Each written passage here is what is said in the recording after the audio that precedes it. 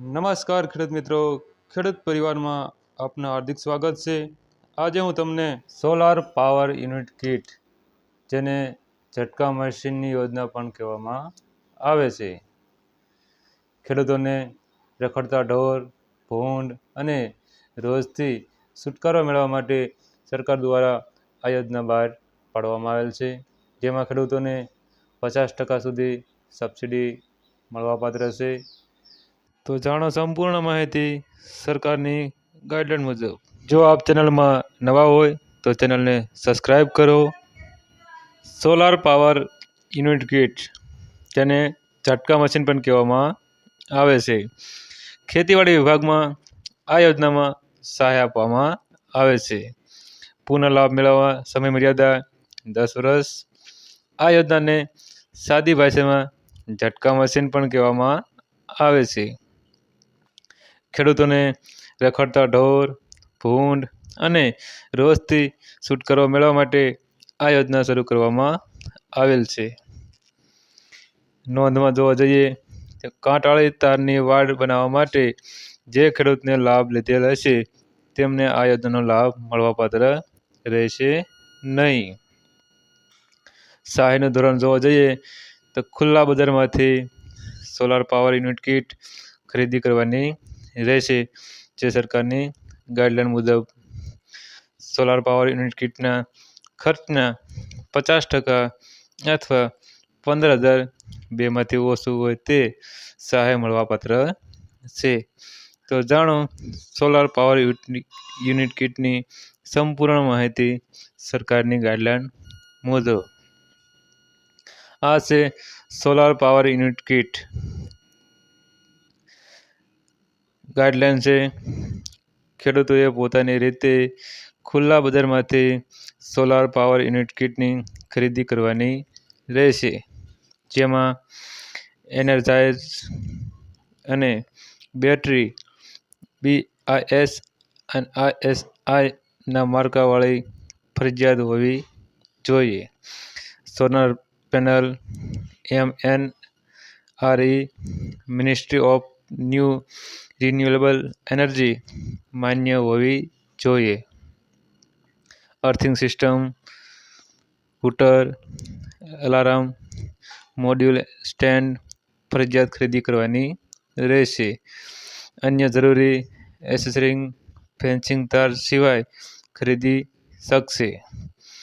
Solar power unit કિટની ખરીદી માટે કુલ ખર્ચના 50% અથવા 15,000 બેમાંથી ઓછું હોય તે સહાય મળવાપાત્ર છે। વન્ય પ્રાણીઓ દ્વારા ખેડૂતોના પાકને નુકસાન થતું અટકાવવા ખેતરની ફરતે લોખંડની કાંટાળી તારની વાડ બનાવવા માટે ખેડૂતોને નાણાકીય સહાય આપવાની યોજના લાભાર્થી ખાતેદાર ખેડૂતને આ યોજના હેઠળ સહાય મળવાપાત્ર રહેશે નહીં। ખાતેદાર ખેડૂત દ્વારા સોલાર પાવર યુનિટની કોઈ જાનહાનિ ન થાય તે માટે નિયત થયેલ કબૂલાતનામું રજૂ કરવાનું રહેશે। પૂર્વ મંજૂરીના આદેશથી દિન 30માં સોલાર પાવર યુનિટ કિટ ખરીદી કરવાની રહેશે। નિયત સમયમાં સોલાર પાવર યુનિટ કિટની ખરીદી કર્યા બાદ અરજદારે ખેડૂતે સહી કરેલી અરજીની પ્રિન્ટ આઉટ સાથે નીચે મુજબના સાધનિક પુરાવા ગ્રામ સેવક, વિસ્તરણ અધિકારી, તાલુકા અમલીકરણ અધિકારીને રજૂ કરવાના રહેશે। સોલાર પાવર યુનિટ કિટની ખરીદી કરેલ હોવા અંગેનો GST નંબર ધરાવતું અસલ બિલ, તેમાં એનર્જાઇઝર અને બેટરી BIS ISIના માર્કાવાળી ખરીદી કરી તે દર્શાવવાનું રહેશે। Solar panel ministry of new renewable energy માન્ય સર્ટિફિકેટ ખેડૂતે વિક્રેતા પાસેથી મેળવી રજૂ કરવાનું રહેશે।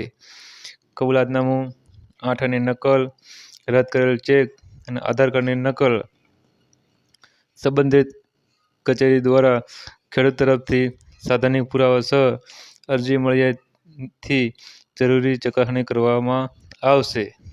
સહાયની રકમ ECSC અને RTGSથી મારફત આપેલ બેંક ખાતામાં જમા કરવામાં આવશે. ખેતીવાડી વિભાગમાં સબસિડી મેળવવા માટે અગત્યની સૂચના. જે તે ઘટકની ખરીદી સરકારની ગાઈડલાઈન મુજબ ખરીદી કરવાની રહેશે. જેમાં તમારે સૌપ્રથમ ઓનલાઈન અરજી કરવાની રહેશે. બાદ પૂર્વ મંજૂરી હુકમ મળ્યા બાદ ખરીદી કરવાની રહેશે. પાસ થઈને આવ્યા પછી ખરીદી પછી જરૂરી ડોક્યુમેન્ટ સાથે ખેતીવાડી ઓફિસમાં જમા કરાવવાના રહેશે. બાદ જે તે ઘટકની સ્થળ ચકાસણી કરવામાં આવશે. બાદ સ્થળ ચકાસણીમાં પાસ થાય, ઓકે થાય બાદ જે તે ઘટકની સહાય સબસિડી ખેડૂતના ખાતામાં જમા કરવામાં આવશે. ટૂંકમાં સરકારની ગાઈડલાઈન મુજબ ખરીદી કરવાની રહેશે.